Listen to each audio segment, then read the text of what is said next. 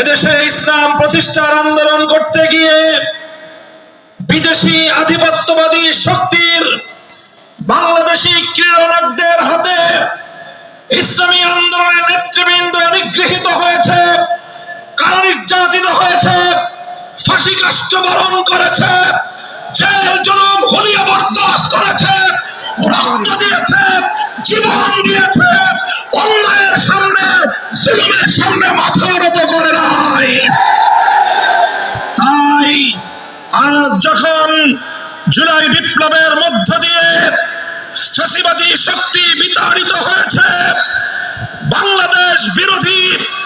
বিদেশি আধিপত্যবাদী শক্তি তারা আবার বাংলাদেশে নতুন আরেক শক্তির ঘাড়ে সওয়ার হওয়ার অপচেষ্টা চালাচ্ছে।